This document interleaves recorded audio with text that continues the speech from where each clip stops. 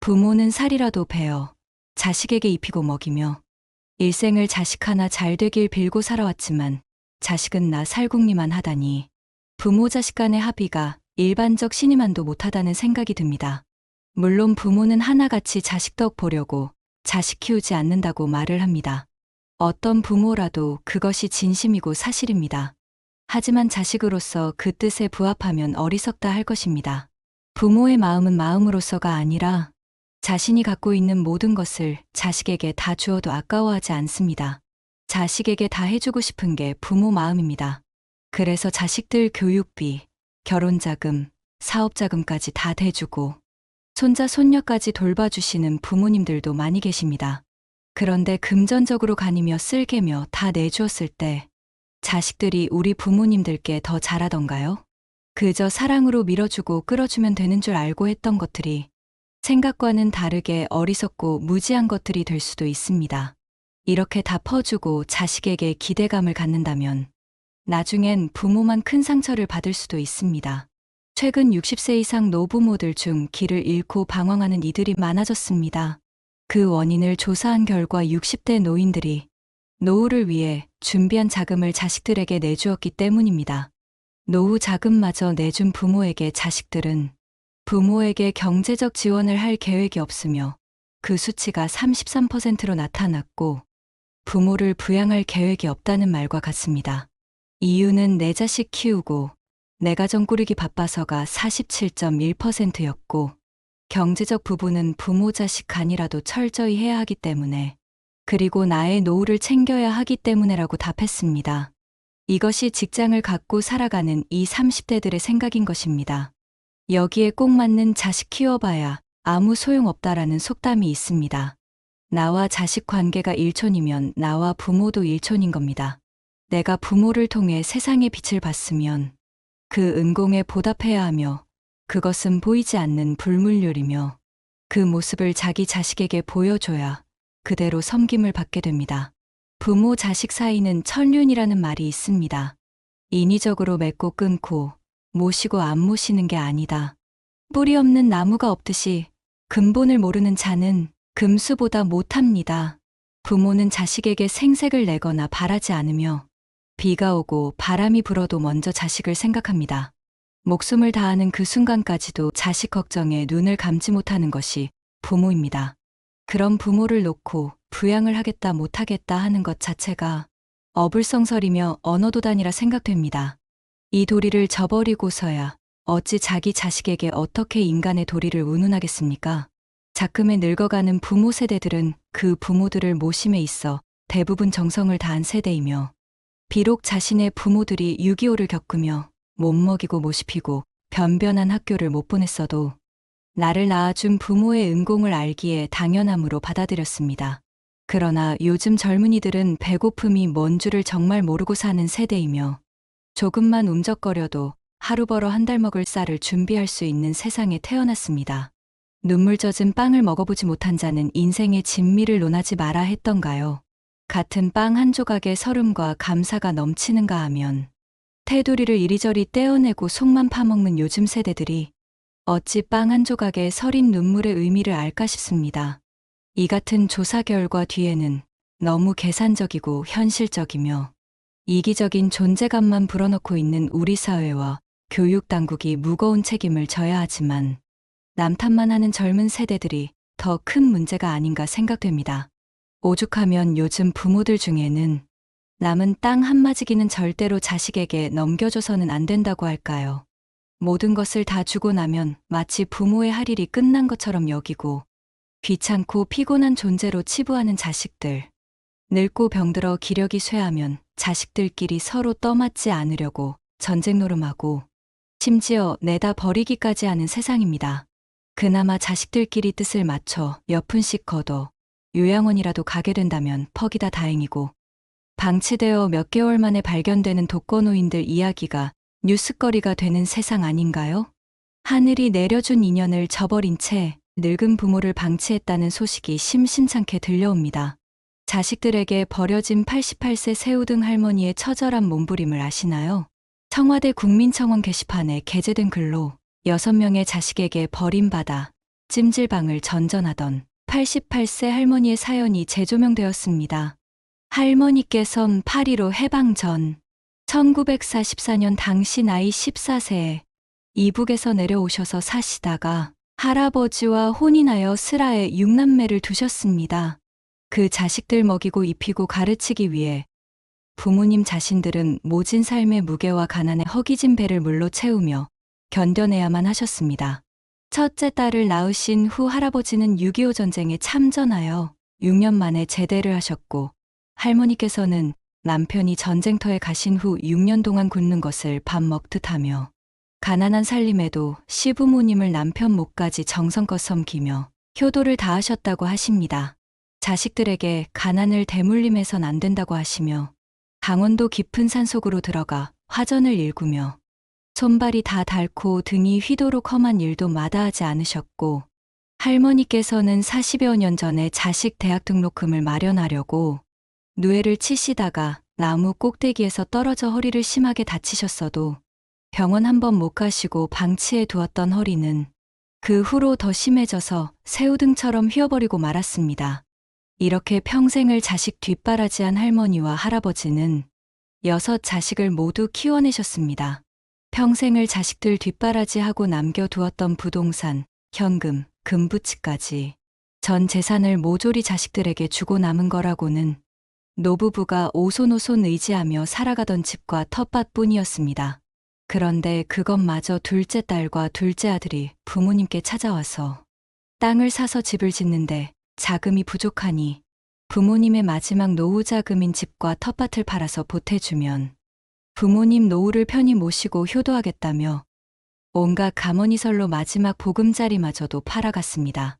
부모님의 노후 자금이었던 집과 텃밭을 매매한 대금을 둘째 딸이 가지고 간 후에 4, 5년이 지나도록 그 효도 약속은 이행되지 않았고 돌아온 건 차가운 홀대뿐이었다. 정신력이 강하시고 꼿꼿하셨던 할아버지는 애꿎은 할머니에게만 역정을 내시면서 둘째 딸과 아들이 앗아간 노후 자금을 찾아오라며 추궁하시다가 자식의 배신으로 충격을 받은 할아버지는 그 후 극심한 스트레스를 호소하다 지난 2015년 뇌출혈로 돌아가셨습니다. 할아버지가 돌아가시기 며칠 전에 할머니께 이렇게 말씀하셨답니다. 나는 아무래도 얼마 살지 못할 것 같으니까 할멈 자네는 저 놈들이 가져간 돈들을 다 돌려받아서 병원에 가서 아픈 곳도 치료하고 먹고 싶은 거 실컷 먹고 그 돈을 다 쓰면 그때 나한테 와. 그리고 나 같은 사람 만나서 평생 호강 한번 못 시켜주고 고생만 시켜서 미안하네. 라고 말입니다. 할머니는 할아버지가 돌아가신 후 최근 3년 동안 누구의 보호도 받지 못하고 꼬부라진 몸을 지팡이 하나에 의지한 채 노인학대 보호기관으로 사설 쉼터로 지인의 집으로 찜질방으로 돌아다니시며 하루하루를 전전긍긍 하셨습니다. 그동안 3년이 넘도록 유기방임한 자식들이 할머니 몰래 집도 이사를 가고 전화번호도 바꿔버리는 바람에 할머니는 아들, 딸들의 집도 전화번호도 모르고 계셨습니다. 6남매 중 4남매가 강원도 강릉에 모여 살고 있는데 말입니다. 부모님의 재산을 증여받고도 모자라서 노후 자금으로 쓰려고 남겨두었던 것까지 몽땅 가져가고 더 이상 비틀어 짜봐야 물 한 방울 안 나올 것 같으니까 대궐 같은 큰 집에 살도록 도와준 부모님의 은혜도 모르고 그 넓은 57평 아파트에 딱 하룻밤 잤고 꼬부라진 몸, 누우실 방 한 칸 내드리지 않고 쌀쌀한 밤거리로 내쫓는 천하의 부르막심한 자식들이 또 어디 있겠나요? 할머니의 큰아들은 부모님과 왕래를 끊은 지 10년이 훨씬 넘었고 할아버지의 생명이 위독해져서 마지막으로 사망 전에 큰아들에게 긴급하게 연락을 했는데도 큰아들 부부는 끝내 오지 않았다고 합니다. 할머니께서는 자식들의 유기, 방임 후 3년 동안 생활비 의료비가 없어서 자식들이 그동안 가져간 돈을 되돌려받아서 혼자서라도 살아보시려고 경상남도 양산시에서 노후 자금을 가져간 자식들이 살고 있는 강원도 강릉으로 그 먼 거리를 수차례 콜택시로 오고 갔으며 할머니 몰래 이사하고 전화번호도 바꿔버린 둘째 딸과 둘째 아들 집을 12월 중순경에 또다시 수소문 끝에 찾아갔지만 엄동설 안에 문도 열어주지 않아서 늙은 엄마를 피해서 도망 다니는 아들, 딸을 만날 수조차 없었고, 할머니께서는 살을 애는 듯한 한겨울밤에 내가 오늘 밤 이대로 꽁꽁 얼어서 죽는구나 하는 두렵고 불안한 마음에 사지가 벌벌 떨리며 힘써 소리를 지르려 해도 말도 못하고 정신이 아찔했다고 하십니다. 그 후에도 수차례 오가며 죽을 힘을 다해 애써 보았지만 그때마다 자식들은 늙은 엄마를 만나 죽이는커녕 피해 다니며 외면했습니다. 할머니는 지금이라도 죽고 싶지만 몹쓸 자식놈들에게 비정하고 참담하게 버려진 몸으로 할아버지를 만날 수도 없고 이대로는 원통해서 죽을 수가 없다고 하셨습니다. 자식들을 위해 온갖 희생과 헌신을 다하시고 빈 껍데기만 남은 90세가 다 된 늙은 엄마를 자식들이 서로 연합하여 잘 모시고 보살펴 드리기는커녕 부모님 손가락에 끼고 있던 낡은 금가락지까지 집안에 돈 되는 것이면 모조리 모아서 앗아가고 달면 삼키고 쓰면 뱉는 파렴치한 불효를 저지른 저 자식들에게는 배은망덕이란 단어조차 사치입니다. 천하의 불효막심한 놈이란 주홍 글씨가 새겨진 탄탄한 지게 하나로 자식들이 번갈아 가며 시리즈로 내다 버려서 지칠 대로 지친 할머니는 수년 동안 자식들에게 수없이 쫓겨나고 버림받았던 트라우마로 몹시 불안해하십니다. 엄마는 자기를 버리려고 하는 아들이 지게를 지고 산을 오를 때 뒤에서 나뭇가지를 꺾으며 간다지요. 아들이 엄마를 버리고 산을 내려갈 때 길 잃어버리지 말라고. 할머니는 3년 동안 이 집 저 집 안면이 있었던 곳엔 모두 하룻밤씩 혹은 며칠씩 구걸하며 신세를 져서 이제 더 이상 찾아가서 구걸할 곳도 없다고 합니다. 할머니께서는 그동안 자식 잘못 낳은 내가 죄인이란 심정으로 남들에게 속 시원히 털어놓고 말도 못하고 몸소 겪은 고생과 굶주림은 이루 말로 다 형용할 수 없다고 합니다. 할머니께서는 대면조차도 하지 않고 소식도 끊어버린 자식들을 그리워하며 이제나 저제나 기다리다가 새우등처럼 굽은 허리에 앙상하게 피골이 상접한 몰골이 되셨지만 끊어지지 않는 목숨에 마지막 혼신의 힘을 다해 이렇게 호소합니다. 이제 와서 저 불효자들이 회심하고 돌이켜서 할머니를 모셔다가 효도해달라고 기대하며 애원하는 것도 절대 아닙니다. 지금 할머니께서는 자식들에게 어떠한 소망도 기대도 없으시답니다. 온갖 가머니설로 효도 약속을 하며 가져갔던 부동산, 현금, 금부치 등 할머니께서는 그 돈을 꼭 되돌려받아서 아픈 몸도 치료하고 남은 여생을 살고 싶어 하십니다. 세상에 홀로 남겨진 할머니는 자식을 잃은 슬픔과 깜깜한 미래를 걱정하며 하루하루 버틸 뿐입니다. 부디 꺼져가는 등불과도 같은 이 새우등 할머니의 남은 여생에 밝은 생명의 등불을 밝혀주시기를 소원합니다. 고령화가 빠르게 진행되면서 어르신 학대가 증가하고 있는 것으로 나타났습니다. 세계 노인학대 예방의 날을 맞아 발표한 보고서에 따르면 노인학대 통계를 처음으로 작성한 2005년엔 서울 지역 노인학대는 590건이었으며 해마다 증가해 지난해엔 1963건에 달한 것으로 집계됐습니다. 단순 비교하면 2005년 대비 2.3배 어르신 학대가 늘어난 셈입니다. 통계에 따르면 지난해 학대를 받은 어르신 5명 중 4명은 81.5%가 여성인 것으로 조사됐습니다. 그런데 노인의 학대가 대부분 가정에서 일어난다는 것을 알고 계신가요? 전체 85%가 가정 내에서 발생한 학대였다고 합니다. 어르신을 학대한 사람은 가족으로, 아들과 배우자, 딸 순으로 가족에 의한 학대가 많았습니다. 고령화로 사회와 가족의 부양 의존도가 높아지면서 부양 부담자의 스트레스나 부담을 가중시켜 학대로 이어질 가능성이 높다고 설명했습니다. 사랑하는 자식에게 학대를 당한 노인들의 가슴에는 시퍼런 멍이 남습니다. 이처럼 노인 홀대 문제는 갈수록 심해지고 있고 초고령화 사회로 접어들고 있는 만큼 노인 학대 문제를 더 이상 가볍게 봐서는 안 될 사회적 문제입니다. 한국에는 자식에게 퍼주고 노후에 버림받는 상속 빈곤층이 많다고 합니다. 부모들의 자녀에 대한 무분별한 지원이 문제가 됩니다. 많은 교육비를 투여한 것도 모자라 자녀가 결혼이라도 하면 집 팔고 대출받아 지원해주는 것을 당연하게 여깁니다. 더 심각한 것은 결혼 후에도 사업자금이나 생활비, 교육비 등의 명목으로 손을 벌리는 자녀들이 적지 않다는 점입니다. 이렇게 되면 아무리 노후 계획을 탄탄하게 세웠다 해도 무용지물이 됩니다. 유전유효, 무전무효란 말이 있습니다. 돈이 있으면 자식의 효가 있고 돈이 없으면 자식의 효가 없다는 뜻입니다. 하지만 평소 자녀 리스크에 대비할 것을 누누이 강조해온 전문가들은 노후 자산을 너무 쉽게 내어주다가는 자칫 부모와 자녀 세대가 함께 무너질 수 있다고 경계합니다. 통계청이 발표한 2020년 인구주택 총조사 결과에 따르면 20살 이상 인구 중 부모의 도움을 받아 생활비를 마련한 사람은 314만 명으로 부모의 도움을 받는 캥거루족 314만 명 중에 3, 40대도 65만 명에 달하는 건 가벼운 문제가 아니라고 생각됩니다. 이미 오래전 독립해야 할 성인이 생활비를 부모에게 의존하고 있다면 자녀로 인해 부모의 노후마저 위협당하고 있다고 볼 수 있습니다. 그렇다면 자녀 리스크를 피하려면 어떻게 해야 할까요? 슬기로운 노후 준비를 위해서는 자녀 리스크를 최대한 줄이는 방식의 양육이 필요합니다. 부부가 노후에 쓸 목돈을 충분히 저축했어도 자녀의 결혼, 집 마련, 사업 실패, 이혼 등의 사정으로 노후 자금을 지출해야 한다면 의미가 없습니다. 자녀들이 성인이 되면 어떤 상황에서도 부모에게 손을 벌리지 않도록 독립심을 갖게 키워야 노후 리스크를 줄일 수 있습니다.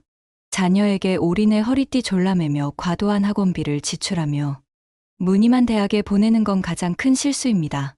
대학이라도 나와야 제 밥벌이하며 부모에게 손 벌리지 않고 독립적으로 살 거라는 기대로 투자하지만 리스크가 크니 신중해야 합니다.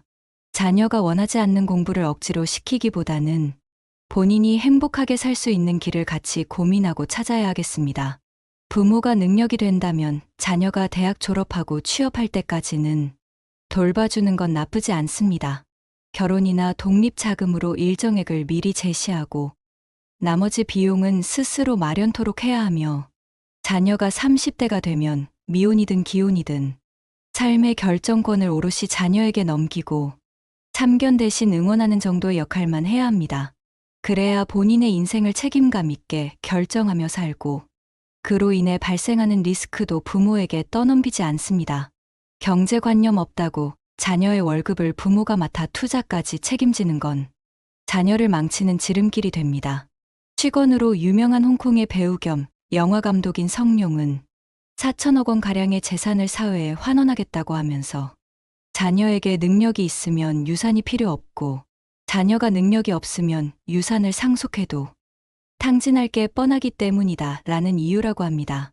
자녀에게 고기를 아무리 잡아줘 봐야 의미가 없고 자녀에게 고기를 잡는 방법을 가르쳐야 한다는 의미입니다. 유산은 안 주면 맞아 죽고 미리 주면 굶어 죽고 반만 주면 시달리다 죽는다는 말은 새겨들을 말입니다. 물려줄 유산이 있다면 현명하게 처신해야 부모도 자녀들도 갈등 없이 행복하게 살 수 있습니다. 무조건 죽을 때까지 유산을 갖고 있어야 한다는 말도 큰 의미는 없습니다. 나이 70이 넘으면 큰돈 쓸 일이 별로 없고 식사하고 TV 보고 산책하고 가끔 병원 다니는 게 대부분 일과입니다. 아무리 비싼 음식도 치아가 좋지 않거나 소화가 안 되니 집밥이나 큰 차이가 없으며 명품으로 치장 한 들 태도 안 나고 장시간 비행기 타는 해외여행은 오히려 건강에 해가 될 수도 있습니다. 부부가 편하게 쉴 수 있는 집 한 채, 취미생활과 병원비로 쓸 돈 정도만 있으면 되니 지갑을 자주 열어 후하게 써야 노후가 풍요롭습니다. 자녀는 부모의 성향과 행실을 닮는데 부모가 조부모에게 어떻게 행동하는지를 보고 배운다면 부모를 돈으로 보고 유산만 탐을 내는 자녀가 있다면 스스로 행실을 돌아보고 반성해야 합니다. 굳이 자녀에게 용돈 받지 않고도 내 돈으로 만난 거 사 먹고 여행 다닐 수 있을 정도로 노후를 준비해야 현명하겠습니다.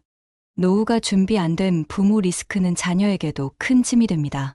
서로가 서로에게 짐이 되지 않도록 서로 독립해 사는 게 가장 행복한 길이며 자녀에게 올인했다고 부모의 노후를 자녀가 책임지는 시대는 지났습니다. 자녀에게 경제적 부담이 안 가도록 부모 스스로 노후 준비를 잘해야 자녀가 독립적으로 사는데 도움이 됩니다. 갈수록 세상 살기가 팍팍해집니다.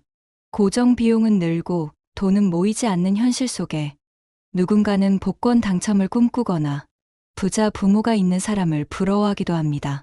그런데 과연 백만장자를 부모로 둔 금수저 자식은 모두 성공할까요? 20년 동안 1만 4천 명이 넘는 부자들을 조사하고 백만장자 불변의 법칙을 출판한 토마스 스탠리 교수와 윌리엄 덴코 교수는 부모로부터 많은 돈을 지원받은 성인 자녀일수록 더 적은 재산을 모으고 반대로 적은 돈을 지원받을수록 재산을 더 많이 모으게 된다는 결론을 내렸습니다. 그 이유는 소비를 위해 거저 주어지는 돈은 받는 사람의 모험심과 생산성을 떨어뜨리며 부모에게 더 의존하게 만들기 때문입니다. 성공한 백만장자들은 대체로 자녀들을 강하게 키웠으며 통계적으로 부자 부모의 재산이 많을수록 그들의 성인 자녀도 경제적으로 절제 성향이 강한 것으로 나타났습니다. 검소와 절제를 몸소 실천하는 부자 부모가 자녀에게 독립심과 더불어 검소와 절제의 가치관을 심어줘야만 자녀들도 부자가 되었습니다. 부자가 된 자녀들이 부모로부터 배워야 했던 것은 절제와 인내력이었으며 스스로 역경을 헤쳐나가는 방법도 배웠습니다. 백만장자 불변의 법칙에 나온 성공한 자녀를 둔 부자가 말하는 10가지 지침을 소개합니다. 꼭 부자 부모가 아니더라도 자녀를 올바르게 키우는데 도움이 될 만한 내용이 많습니다. 성공한 사람들은 자신이 헤쳐나가야 할 역경을 거부하지 않은 사람들이다. 그러나 사회의 모든 악으로부터 자녀를 보호하고자 하는 사람들은 결코 자녀를 두려움과 걱정, 그리고 의타심으로부터 벗어나지 못하도록 만들 것이다. 1. 자녀에게 부모가 부유하다는 사실을 절대로 말하지 마라.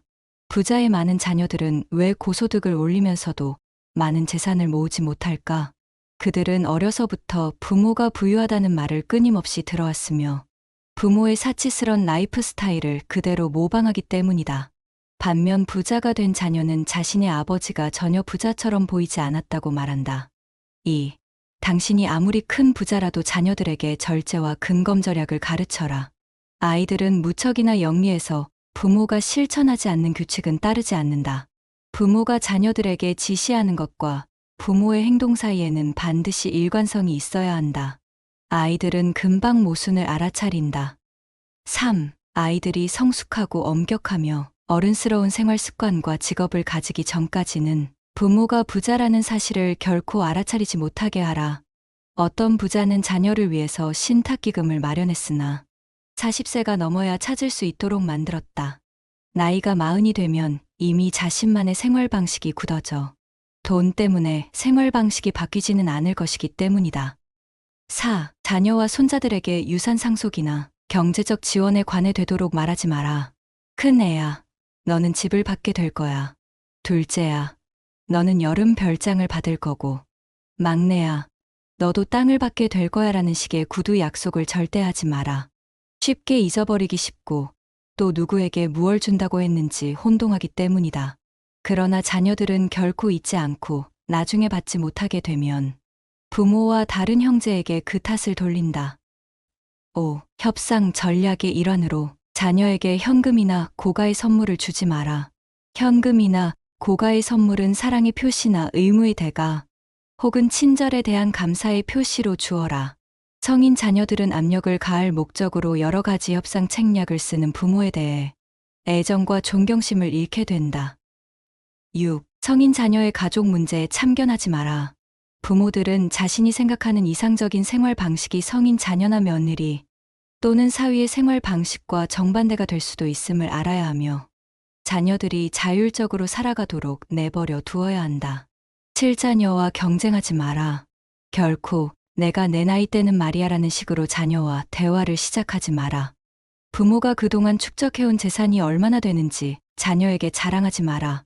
그런 태도는 자녀를 혼란스럽게 만들다. 자녀들은 부모의 업적을 높게 평가할 만큼 충분히 현명하다.